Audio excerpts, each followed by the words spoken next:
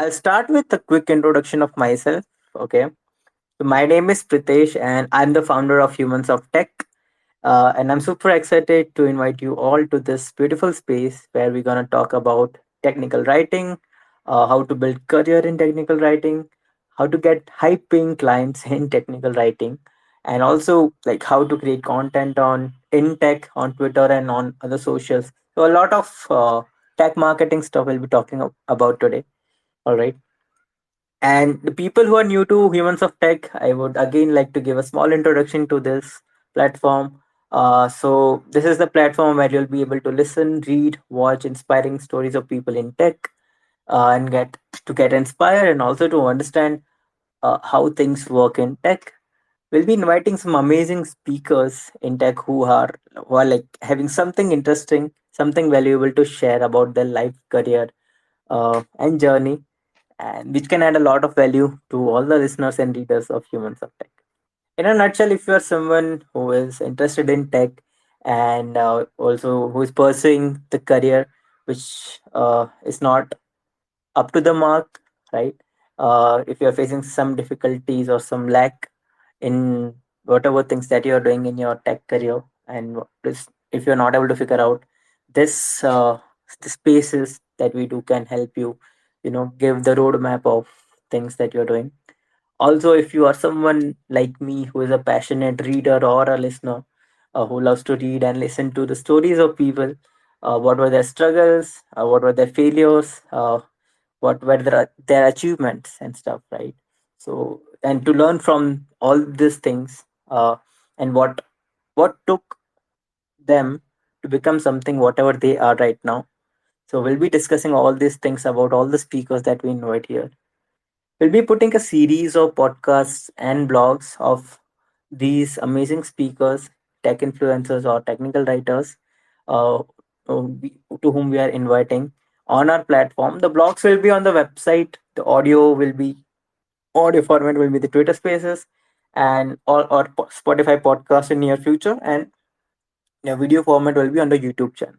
So if you want, I'll request you guys to quickly subscribe to our YouTube channel there so that you can listen to the podcast on YouTube as well. All right, cool. With that, I would like to start the space for today. Okay. So the speaker that we have today is someone who has inspired many individuals on Twitter and also on many other platforms by his technical writing skills. So he is a mechanical engineering dropout turned into a technical writer who has worked with companies like LambdaTest, DbVisualizer, Arctype, and many more other companies.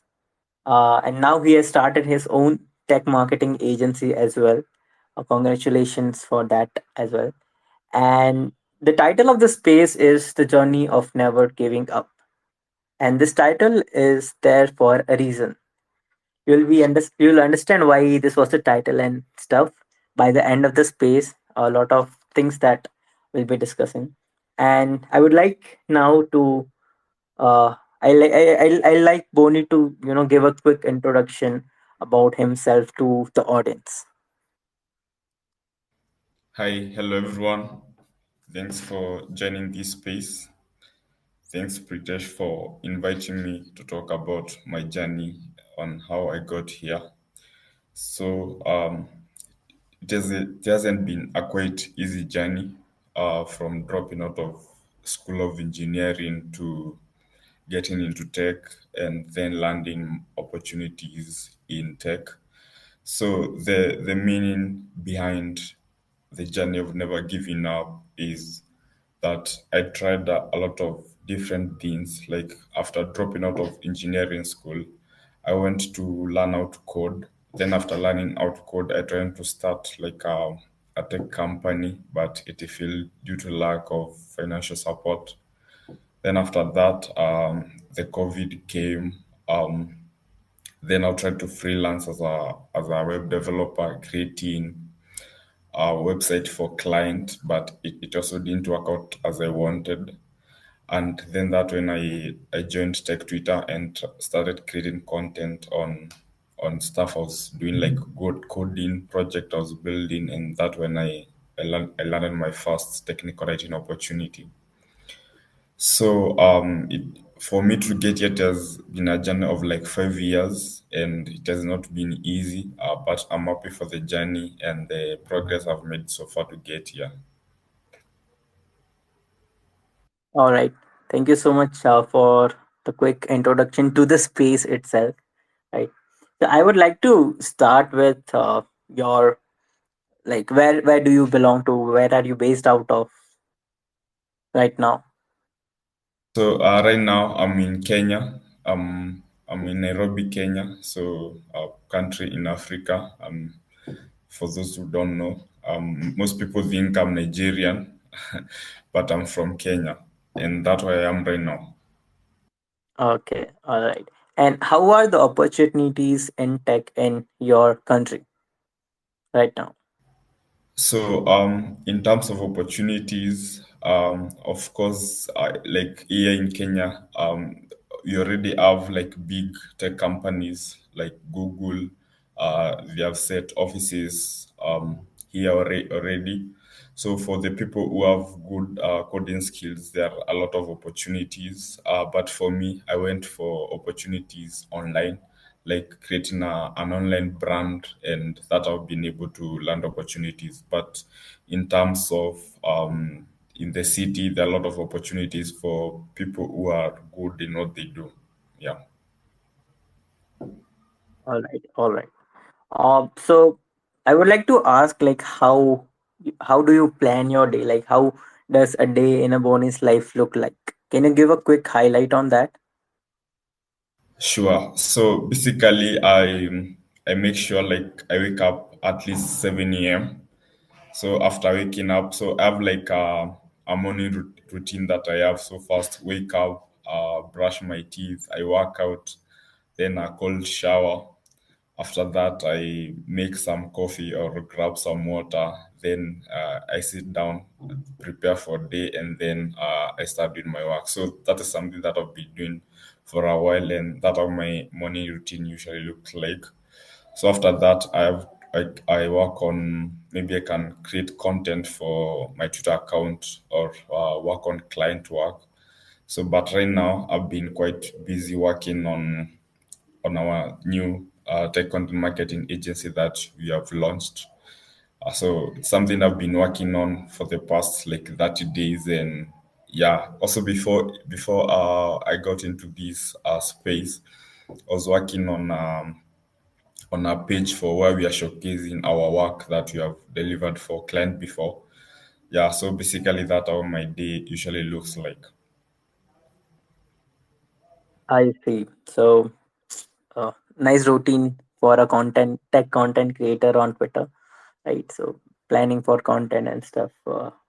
We guys do a lot, right? Cool. So if you would like if you define, I would like to define you. That how does a 5 year old Bonnie look like? Like, how, what type of kid he was? So 5 years old me was like I wasn't very serious about life. My childhood was very chaotic. For most people don't know is that like I grew up with my grandmother, and so so like back when I was 5 years old, I think I was that when I it's like when I joined school, I was never serious about school. I repeated like the lowest. So like in our country, at my time, there's nursery school. After nursery school, you go to class one. So for nursery school, you just need to study for 1 year. But for me, I repeated it 3 times because I was not serious about school. And I think it because I went to school when I was very young. I went to school at 3 years old. That was back in 2000. So 2000, I was nursery school. 2001 at 4 years old. 4 years old. That was still I repeated that class at 5 years old. 2 or 3. So that when I went to class one. So after class one, I was still not serious about my studies. So I was not focusing. I just wanted to play. I was the kind of person who lost his books, bag. Once I went to school, I could lose all my bags and my pens. I went back to home with nothing. So I was not serious about anything. And then after that, back in 2004, that when I became serious. So I was like, after repeating my classes that no one's repeats, that when I became serious with my studies and started like becoming number one. And since then, yeah, like that was my 5-year-old me was like I was never serious, very playful, always hurting myself, like breaking up, like playing bad games in such that led to injuries.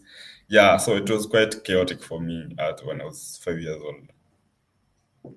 Understood. So I guess no one knew this before you said, like, uh, who was in, like, how was your childhood and stuff. I guess this is the first time you are revealing your childhood memories to in public. Yeah, Cool. yeah, sure. Yes, yes, yes. All right. So tell me about your like, after once you were like, how did you entered into the School of Mechanical Engineering? Why did you choose that? And then what made you, quit that? And what was the first thing that came in your mind when you knew that, okay, that is something like coding? What was your first introduction to coding? So that is the question, like, overall question. Okay, so here in my country, first you go to primary school, then high school. After high school, you go to the university. So after I was done with my university with my high school, you apply for different courses to different universities. And so for me, of course, I applied for engineering course. So for back then, after finishing high school, most students or don't know, they really don't know what they really want. Most people just take advice from parent, teachers, and on what courses they can take. And of course, you'll choose what is popular. And I had good grades that I was qualifying to go for an engineering class.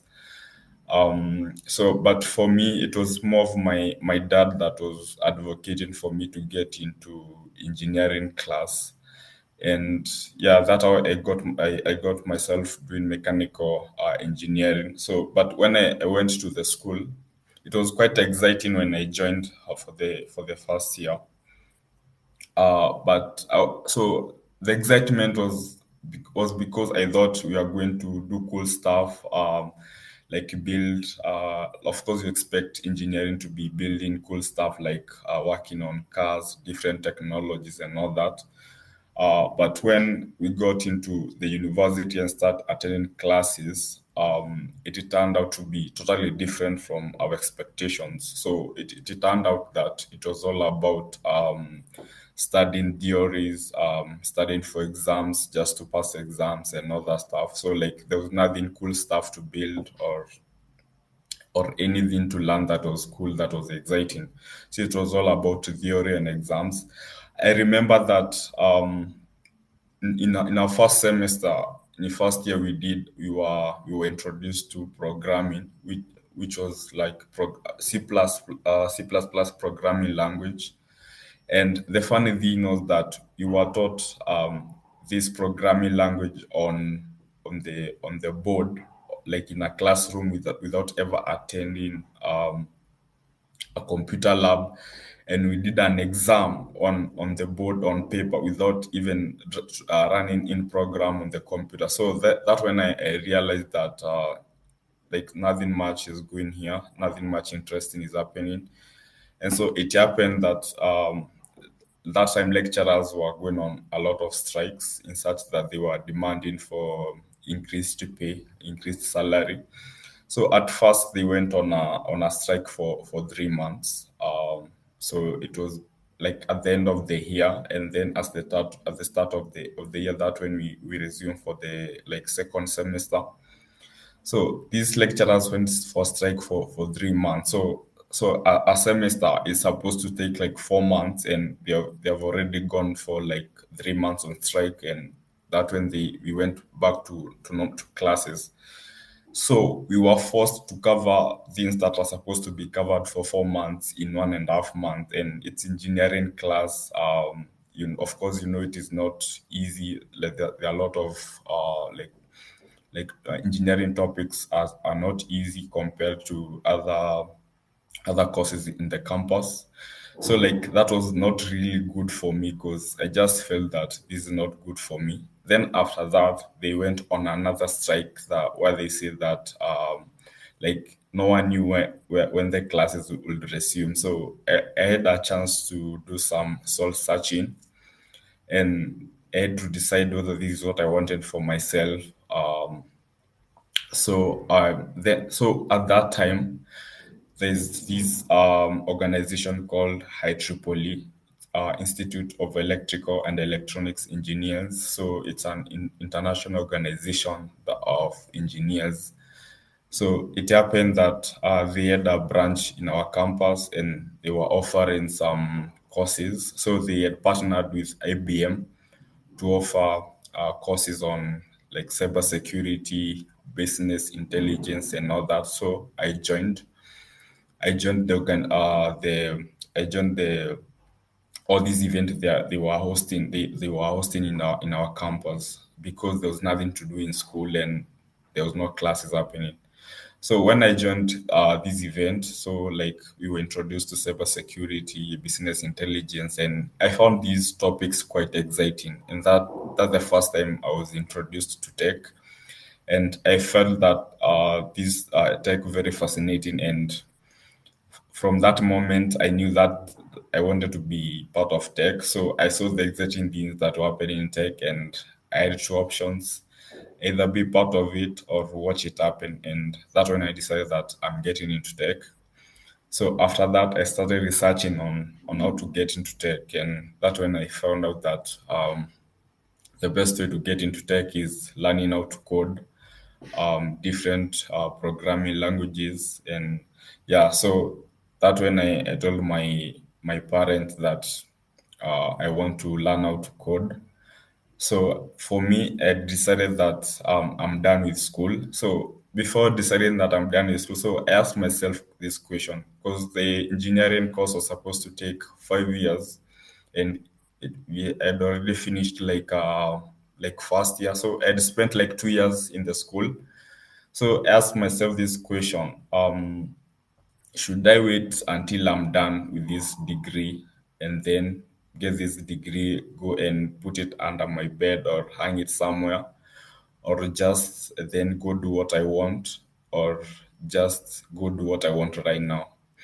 And so I've then after that when I decided that there's no point of me just wasting my time here to finish this degree and then go do what I want to do once I'm done. Why not just go and do what I want to do right now? And that's when I decided that I'm dropping out. So, but I didn't tell my parents that I'm dropping out. So I just told them that I want to defer for a year. Like you can defer for a year and then resume your studies after 1 year. So I told them that I want to defer since the lecturers on strike and we are not doing anything in school. So that time I can spend to acquire these new skills on coding. And then once 1 year is over, I'll be back. But for me, I knew I was not coming back. So um, but the good thing is that they agreed. And once I left for good. I went to so I moved. So the campus was in a different city from where I went to learn how to code. So I went to a boot camp. So like a boot camp is where like you can learn a course for like a few months. So it was learning how to code for 4 months, and that how I got into coding. All right. Uh, so even as you said, like engineering is never been an easy thing to do. And me myself being a mechanical engineer, I understand. I can't quote on this, but like mechanical engineering is tough than other engineerings in the engineering field, is what I think personally, because I've uh, seen the courses and everything of other engineering subjects and stuff. So it's not that easy. Like it's super difficult to complete the 4 year of mechanical engineering degree. And yeah, it's great to see you, Boni, that you made a decision very early, and you understood that this is not your thing and you don't want to go forward with this. And fortunately your parents agreed to defer for 1 year, and that's the reason like you are here right now, and we are talking about your journey, right? So let's talk about uh, like what after that. Like you got into coding, you got into the boot camp. What happened next after that? Like, did you got a job, or you continued learning? Did you do freelancing? What was the next step? Okay, so after going to take this 4 months coding course, so at first, so like when I joined this coding class, we were like 13 students. So what was supposed to happen was like you get introduced to like HTML, CSS, then also get introduced to backend languages like PHP. We also learned Android Studio. So what was supposed to happen was that after these 4 months, you're supposed to create a project to show that what you have learned. So you're supposed to use like the knowledge you have gained from being taught these programming languages and build a project that you can present to a panel so that you can get certification. So for these 4 months, we were a class of 13 students, but only like three of us were able to attend all the classes from start to finish and present a project. So the project that I worked on after the 4 months was about like creating an app where uh, people can be able to book rentals online, because like house hunting is something that people quite struggle with. So that's something that I wanted to solve. So after that, after those 4 months, I didn't go home or go anywhere. So the three guys that we finished the classes and presented our projects.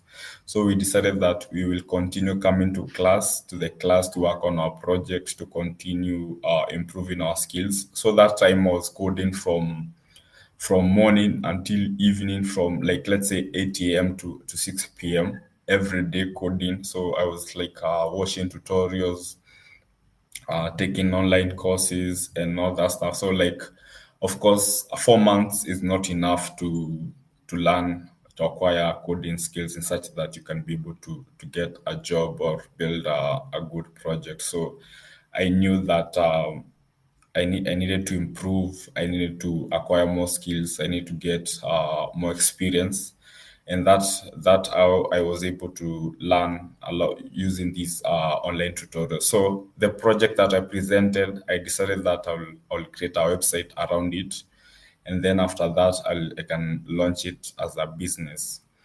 So I started working on my site. So the site was, I created it using the front end was of course HTML, CSS, JavaScript, and Django backend. So it's like a full CRUD website where someone can upload apartments or houses that are for rental, and then people can be able to visit the site so that they can be able to book these rentals if they're available. So I worked on the site. This was back in 2018. So I worked on the site until January. So after January, I like so one thing that happened was that I worked on the front end part of the site, like the template of the site. Then a friend of mine was we were the same class in high school. He reached out to me. He said that also he was also doing coding. and he told me that his laptop and spoiled, and he asked me if I could help him with my laptop. So this is the laptop that I was using for like coding this project that I was working on. So what happened is that this guy just disappeared with my laptop. Like I didn't know what to do. So the bad thing was that one mistake I'd done was that the project that I'd been building for like 3 months, I did not like saved it anywhere or pushed the code to GitHub. So like 3 months work was lost for good. And remember, I dropped out of engineering school. There was no plan B. Like I think that was my lowest moment ever in my life. Like um man, like that was very painful because imagine like you have dropped out of university, your parents don't know you dropped out, only you yourself knows. This project you have been building, you thought you wanted it to be like that your breakthrough, because what I wanted to do was that to build this business. Then once I build this business and once it becomes successful, I could use it as an to explain to my parents why I can't go to school anymore. So and then this guy just took my laptop away and ran away. So it was very depressing. I felt like giving up. I felt like going telling my parents the truth and then go back to school. So it was like very depressing. The good thing was that I was not suicidal, because that was something that, because it was very scary for me and I couldn't imagine what I will do. But after a few days, I started like going to where I learned how to call the boot camp. So they have computers that they use for the student. So I started using one of them, and I I started coding the project from scratch again. So this was like after like 3 weeks of just depression, like of pain, and like I didn't know what to do. So but finally I tried again, and that when I started working on the project again. So the funny thing was that building the front end part of the site of this project I was working on took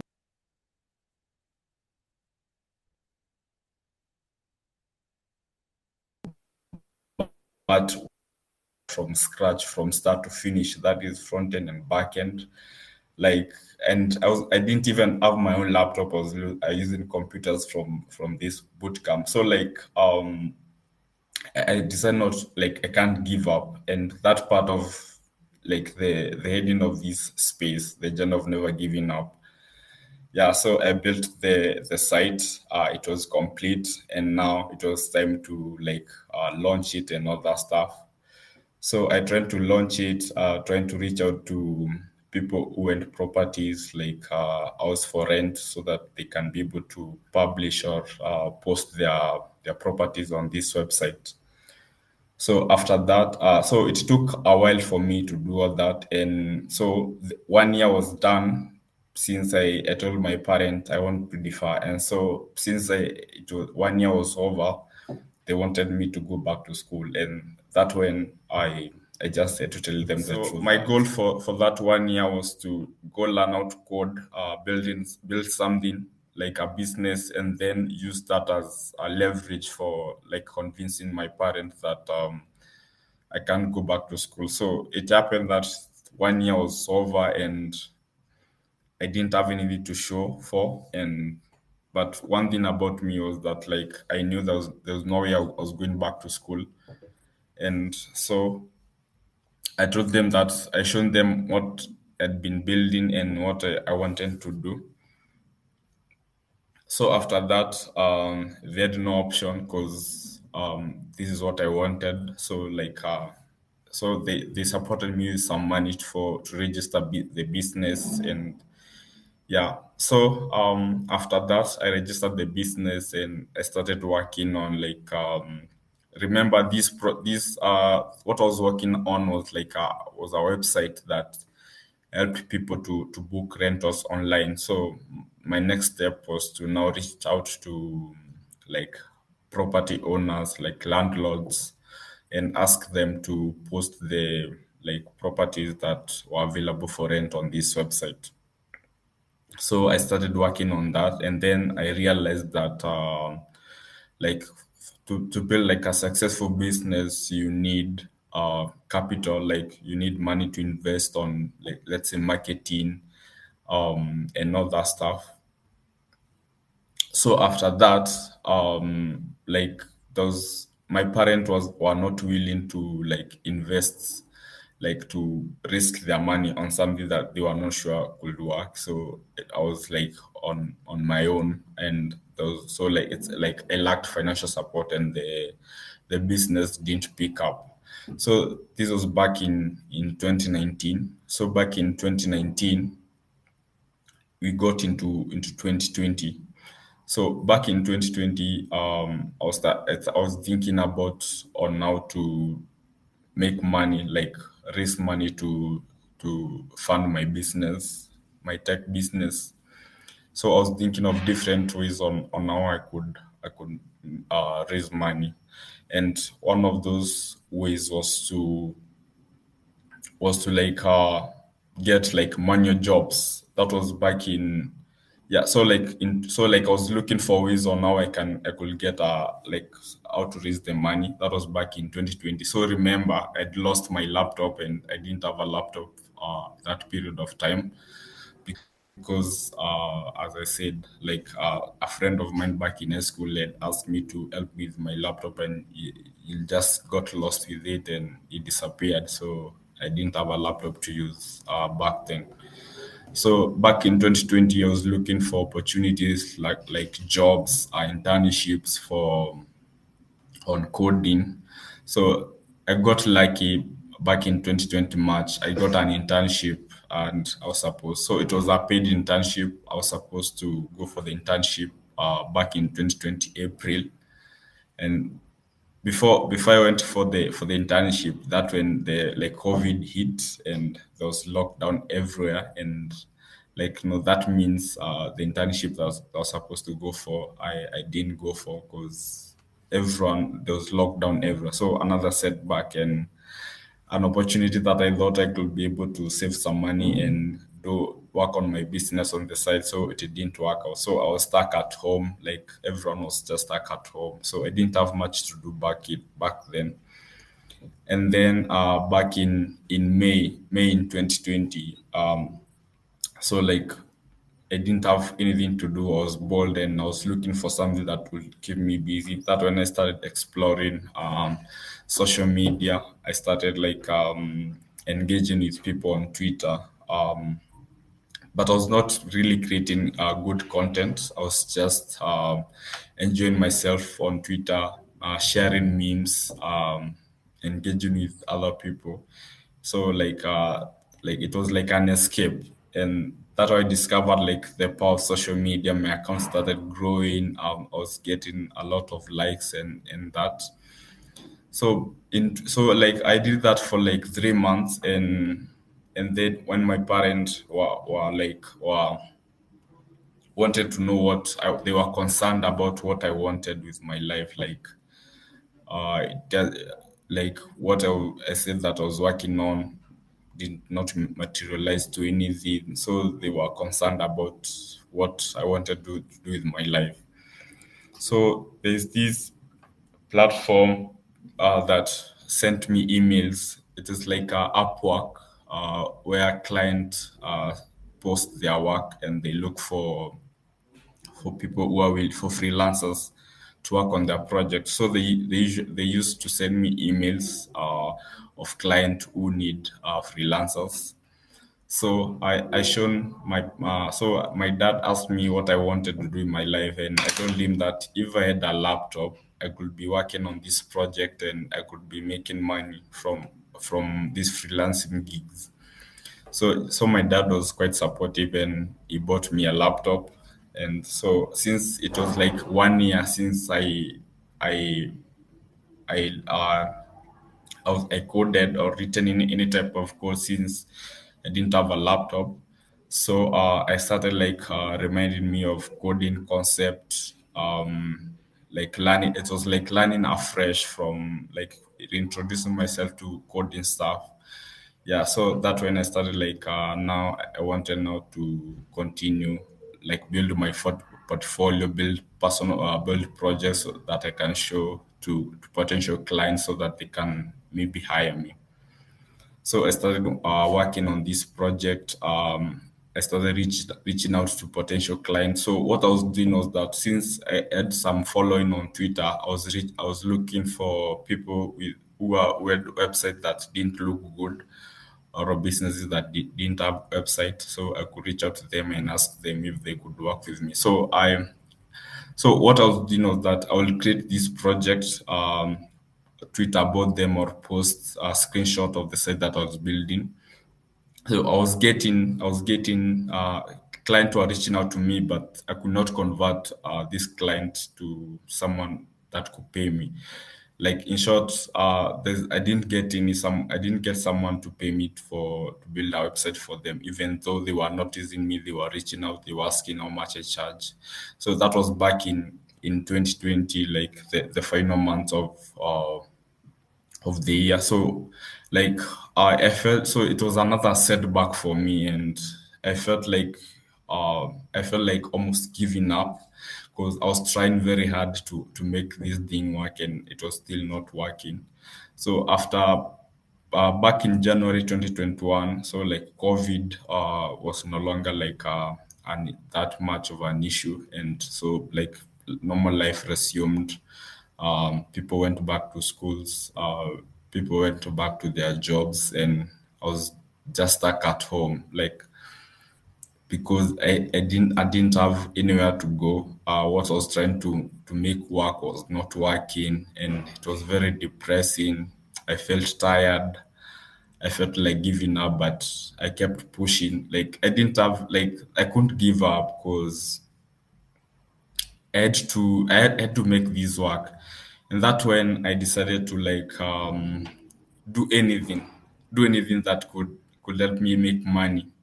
So I was doing like manual labor jobs that paid like let's say $6 a day. So my plan was to go do these jobs during the day, then use this money to buy uh, data bundles or data so that I can be able to code, do my own research, and watch tutorials. So that was been for like the first 3 months of the year. And after that, also that money, I was able to buy my domain name, thegreatboni.com. So then I was able to build a portfolio website where I could show the work that I was doing. So I was focused on building a freelancing business. So I built my portfolio website. I built some projects.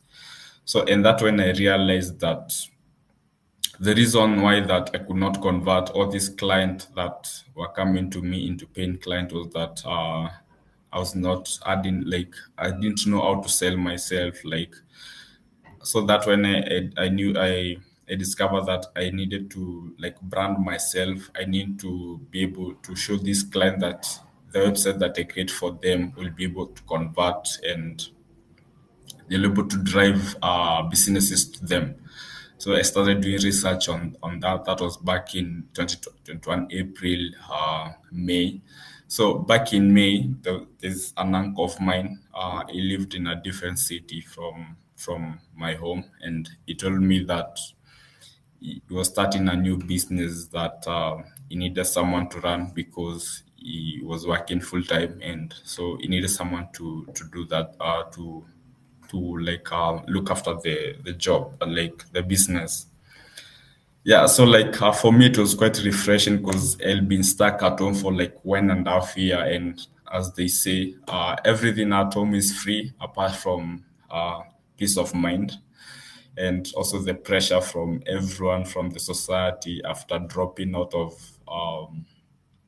school of engineering. And like being an engineering student, like everyone knows, like once you're done with this course, you are like you'll definitely land a good job and all that. So and then I decided to drop out, and everyone went up with me. They didn't have like they'd given up on me, and so there was so much pressure, and it was depressing staying at home. So any opportunity, I was just looking for any opportunity I could leave home, even if it's uh, going to stay in the streets. So like these opportunities, man, like this opportunity was heaven sent, and so like that was back in 2021 May. So I still remember the day I left home. It was May 28th. I've counted like my second birthday, and that when I left home. I went to my uncle's place to run this business for him.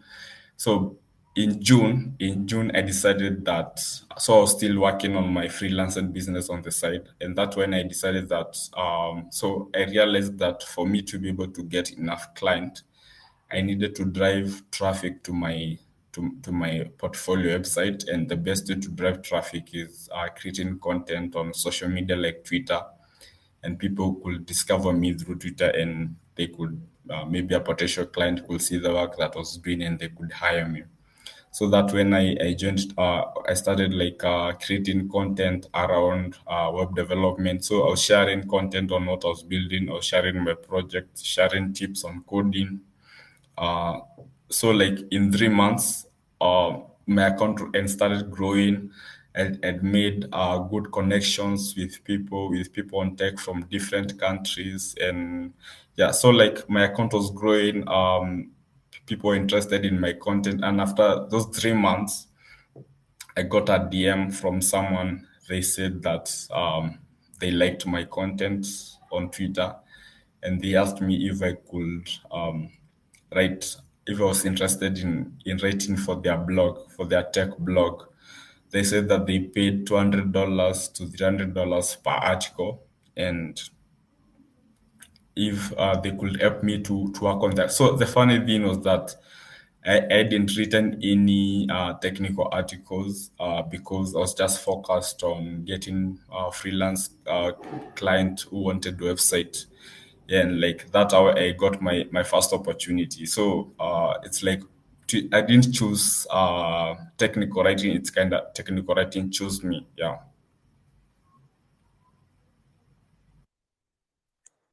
And that was like, I guess that was supposed to happen, because the more the more you struggle, the more you be on the decision of what you want to do, that God gives you, like God takes time, but he or she gives you the, you know, the worth of the struggle that you did in your life, is what I think personally.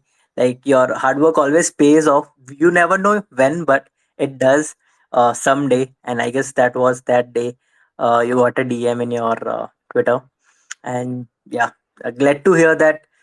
Because I haven't heard from anyone till now that, you know, you didn't choose a career chose you, and that's because of the hard work that you do, the things that you uh, that dedication, and that determination that you had to stick to whatever you were doing and stay on that path that you've chosen, and that's the reason, you did that. And can you talk about uh, the thoughts that you had, when you got your first client? Like, what was the first thought? Like, can you express that feeling, that what happened after that? So it didn't feel real. Um, I couldn't believe like this was happening, because I was really struggling, because I was so broke, man. Like I could not afford like a pair of shoes for myself. So things were tough for me. When I got this opportunity, I like so after I got the opportunity, I was added on a Slack channel for the company, so that then we started working on the article. So the good thing was that the knowledge that I gained on coding, because all that time I'd spent like building my own project, I was able to learn both front end and back end technologies. So I was good with like it's like I could build a website from scratch to deployment. So and so when it came to this first opportunity, this was a company that had like SQL client. So SQL client is like a software for managing databases where you can be able to see tables in a database and like run SQL queries. So it's like a data management tool. And since I knew how to work with databases like Postgres, do with SQL, so it was easier for me. So the different part was writing. So it happened that the moment, so before I learned my first, this client reached out to me, I and learned how to write. So the first thing I wrote was my story of my story on how I dropped out of engineering school and got into tech. So and learned how to write. So after that, it didn't take long before I learned my first opportunity. So for me, I don't know why like things were aligning in such that you just learn something for no and then it happens that in a few months you'll have to apply it. So um I started working on my first article. It was about visualizing Stripe data in Postgres. I worked on my first article. So remember, they told me that they paid $200 to $300 article. So they said that they will start me with $200 per article, and then as time goes on, they'll pay me $300. So it happened that this article, there was a lot of work to do on this article. And once I was done with the article, they say since it took a lot of work to finish the article, they paid me $300. So like it was like the first money I ever made online, and I can still remember the feeling. Like imagine going from making almost like trying for like years, like almost 3 years trying to make money with your coding skills, and finally you have been paid this $300, and it was so much money for me. Like I couldn't believe it was real. And then when I was paid this money, I left the place where I was at my uncle's place. I left. I went and bought myself new clothes, new shoes, everything new. Left the place and went to the city, to the capital city, and like that money was a lot for me, and that's how my life changed completely. And after that, started now getting technical integration opportunities. So the funny thing about me, all the clients that I've worked with, I've never applied for a technical writing opportunity. So clients always reach out to me, asking if I could write for them. So I think the struggle that I went to to get to landing my first opportunity, like everything changed completely. Like now even clients were reaching out to me. I was making all this money and my life changed completely. So like that's how things turned out for me after landing my first opportunity. So like it was like I can't imagine like it was like the difference before I landed my first opportunity and after landing my first opportunity, it was like difference was like day and night. Glad to hear that from you, Bonnie, that even a single opportunity can change your life. And for you, it was like kickstarting your career. And then after that, I guess you never look back on like you want to buy something or not. And in terms of money, I guess after that, after this first opportunity, you just grown like anything. Yeah, since I got my since I was paid that the $300, I've never gone broke. I've never like lacked money to pay my bills. So like my life actually it has become like upward trajectory, like going from lower level to higher level. So my life has continued improving since then, since I got my first opportunity. So like right now, I was able to, I can like make good enough money such that I can have a good place to stay. I can afford internet. Yeah, I can also able to support maybe people close to me, people I care about. Yeah, like since I learned my first opportunity, like money has never been a problem anymore. Like yeah. Yeah, understood. So since we have talked about like how finally you got an opportunity where you started making money online, uh, I want to ask like till now, how many articles have you written with which like how many clients you worked with and like in total how many articles have you written till now? So I think I've written over 20 articles with different clients. It got to a point where I was working with very many clients, like 5+ clients. So, but of course, when working with many clients, so it gets to a point where that it can be very exhausting, time consuming. So it was not fun anymore because every time you are working, even if you are making money, like the exhaustion, it was not fun. So I got to a point where like now I decided that I was going to focus on IP clients who offer growth opportunities. So like the clients that were not paying much, I stopped working with them and only focused on clients that were paying high, who are high paying and they offered growth opportunities. And one of these companies was LambdaTest. So I've been with LambdaTest since 2022. Um, that so yeah, that's what most of the clients that I've worked with are written for most article for them. So but for I've worked with different clients and I've like written more than 20 plus articles for this client. Right.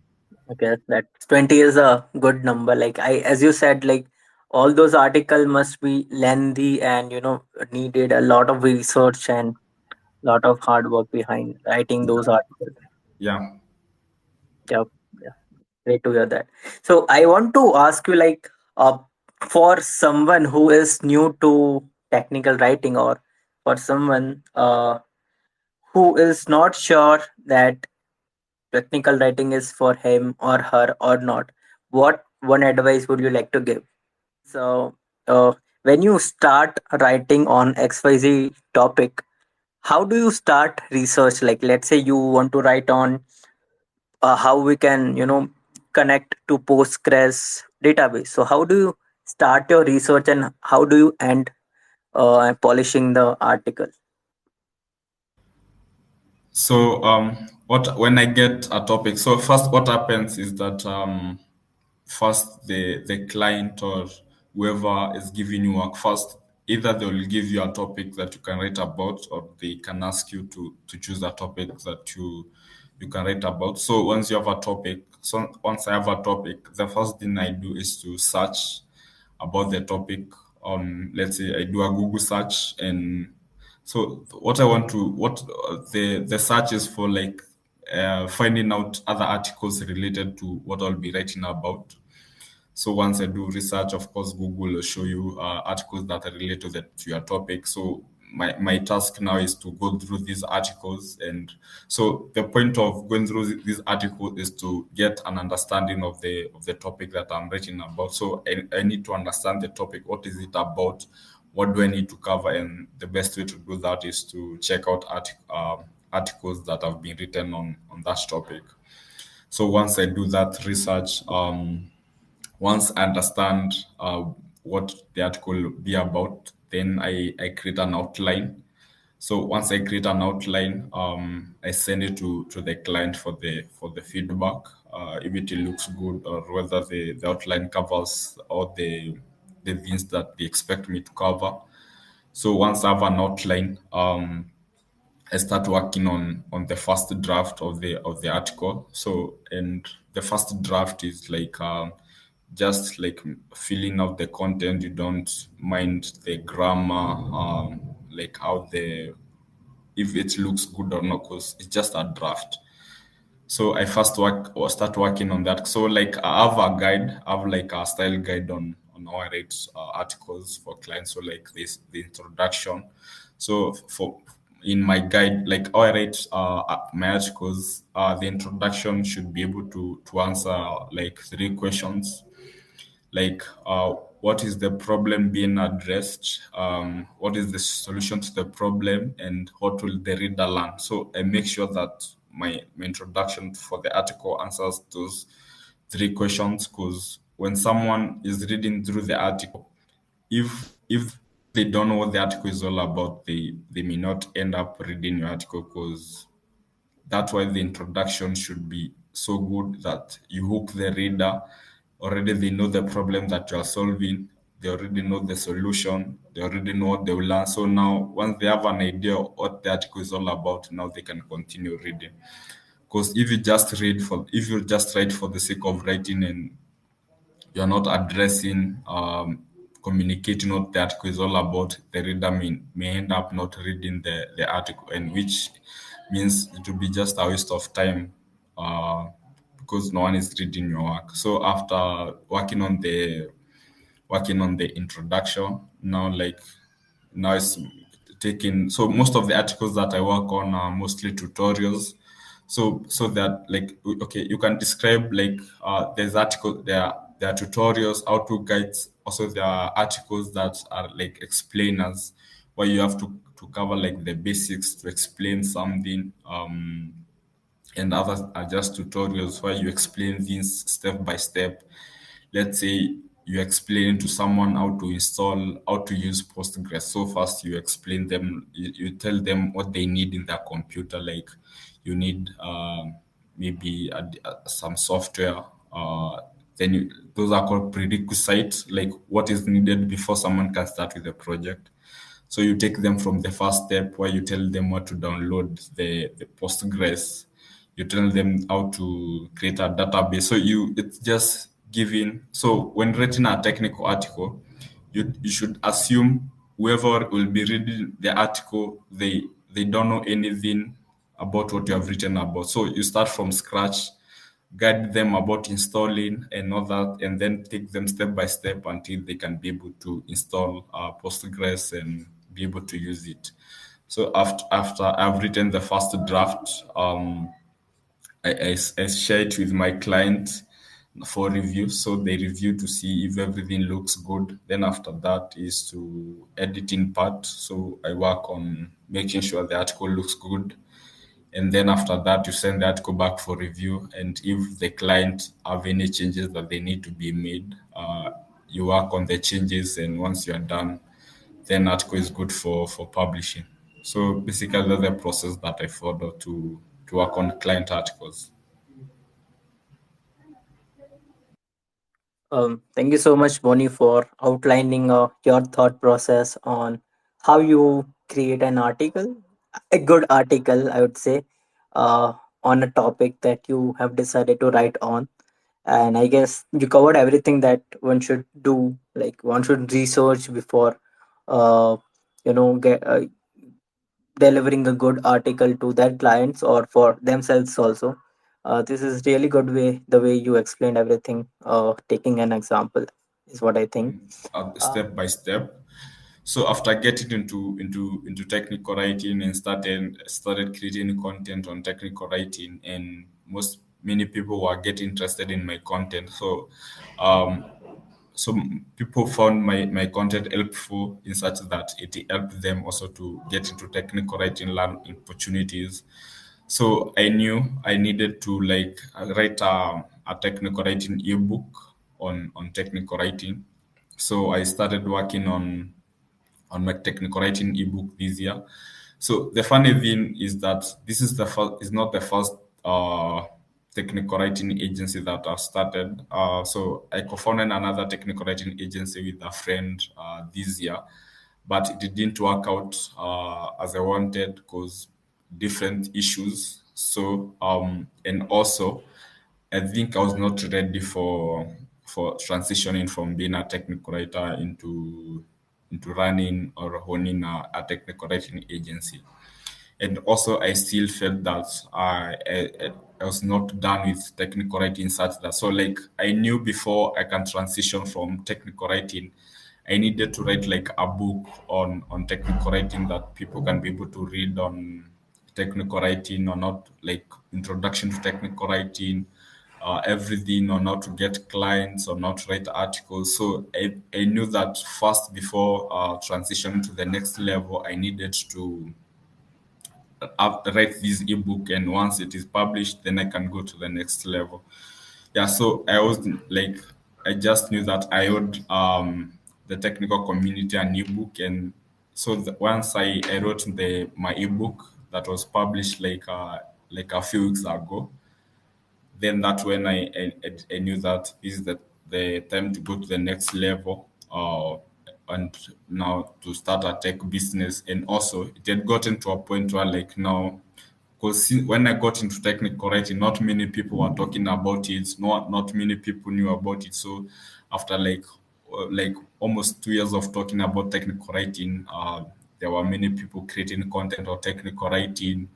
Like there were many people who went to technical writing, and now it was for me. Now I didn't feel fitting into that space anymore, and now I'd launched an ebook. I'd done what I was supposed to do for technical writing community, and as a technical writer working as an individual. So I felt that it was time for me to go to the next level of my tech career, and also I'd learned a lot. Like with the agency that we had started with a friend. So and learned a lot on what to do when starting an agency and not what to do. So I felt that I had enough knowledge, enough experience, and I felt it was the right time for me to go to the next level of my career, which is to start a tech marketing agency, because I feel that I have enough experience working as a technical writer now. It's time to learn other things like marketing, content distribution, promotion, and to build a business that makes money. Because as a technical writer, you're just if you stop working, you're not making money. So now I want to get to a point where now that I can build a business that makes money without even me working. Of course, I'm working on the business, but a business that can be able to hire other technical writers. So my goal with this technical writing agency is to be able to have enough work in such that we can now be able to provide opportunities. So, okay, another reason for this technical writing agency was that a lot of people have helped many people discover about technical writing. They have learned about technical writing. Now they were reaching out for me for opportunities, and I felt that now since these people have provided them with enough knowledge about technical writing, now it is time to create something where now they can be able to make money with their technical writing skills. Yeah, so that's the reason why I decided to start this technical writing agency, and also to go to the next. It's just like from transitioning from a junior developer to a senior developer. So it's something for me like transitioning from just a junior technical writer into a senior position for a technical writer. So it's the next step of my technical writing career. All right. Great to hear that about your agency, how you started, and good luck for it's just a beginning, is what I think. There are a lot of amazing thing waiting for you and your agency in near future. Is and good luck and good wishes from me and my brand called Humans of Tech. And I would the final question would be what do you think, like, what are the takeaways from your journey of never giving up? What would you advise people in the space? What not to do and what to do with your career? So my takeaway is that like follow your instinct, go for what you want. It might be scary, but go for what you want. The journey may not be hard, it may not be easier, and um like also, okay, people might advise you that you are crazy. If people are not calling you crazy, just know that you're not doing enough. Also, don't conform to the norms of the society, where what people are used to, like you should go to school, um get a good grades, get a job, then get married, save, then work until return, you can enjoy your life. So I never wanted to live that life, and that one of the main reasons that I decided to choose my own path. So basically, go for what you want, even if it is scary, even if you don't have support. Things will work out for themselves. Also, don't fear to start again, because when you even if you fail and start again, you'll not be starting from scratch. You'll be starting with experience, and what matters with experience is the journey. So go for what you want, no matter how the journey is hard. Keep pushing, and who knows, things will work out for you. If they worked for me, they can also work for you. Also, another thing I want to say is that hard work and patience, as long as you are doing the right thing, and as long as you know what you want and how to get it, it doesn't matter how long it takes for you to get what you want. So as long as you know what you are working for is something that can work, it's something you are sure it will it's something it's good. So just keep working, be patient, and don't give up. This was the episode 3 of The Humans of Tech, the journey of never giving up with Bonnie, and see you all in the next space. Goodbye.